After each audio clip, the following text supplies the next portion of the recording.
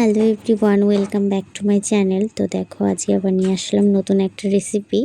তো আজকে করব শুক্তো। তো শুক্তো করার জন্যে মোটামুটি যেসব সবজিগুলো দরকার হয় আর তার সাথে সজনে ডাঁটার উচ্ছে তো মাস্ট থাকবেই। তো সেগুলোকে আমি সাইজ করে কেটে রেডি করে রেখেছি। আর এদিকে কড়াইটা বসিয়ে দিয়েছি। কড়াইটা গরম হলে তার মধ্যে আমি তেল দিয়ে দেবো।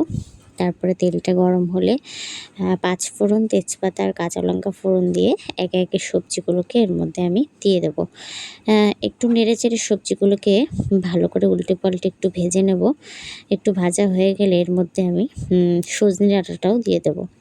তো সজনে ডাঁটাটাকে দিয়েও এটাকে আমি 2-4 মিনিট নেড়েচেড়ে ভালো করে ভেজে নেব। তারপরে এর মধ্যে দিয়ে দেব পরিমাণ মতো হলুদ আর পরিমাণ মতো লবণ। লবণ হলুদটা দেওয়ার পরে এটাকে আমি আরও 5 মিনিট মতো বেশ ভালো করে লাল করে ভেজে নেব। বেশ লাল টকটকে করে ভাজা হয়ে গেলে এর মধ্যে পরিমাণ মতো জল দিয়ে দেবো। তো দেখো আমি পরিমাণ মতো এর মধ্যে জল দিয়ে দিচ্ছি। তোমরা তোমাদের ইচ্ছা মতো জলটা দিতে পারো। তো আমি এরকম দিয়ে দিয়েছি। আর এদিকে দেখো উচ্ছেটাকে আগে থেকে ভেজে তুলে রেখেছি। আর এদিকে দেখো বাটির মধ্যে একটু সর্ষে নিয়েছি। সর্ষেটা ভেজে আমি গুঁড়ো করে এই শুক্তোটার মধ্যে দেব। এদিকে দেখো আমি ভাজা উচ্ছেটাকে দিয়ে দিলাম।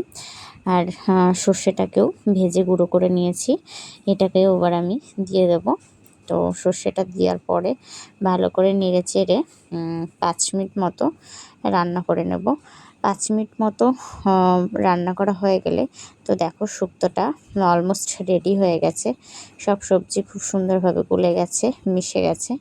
তো তোমরা কে কে শুক্তো খেতে পছন্দ করো তারা অবশ্যই কমেন্ট করে জানিও।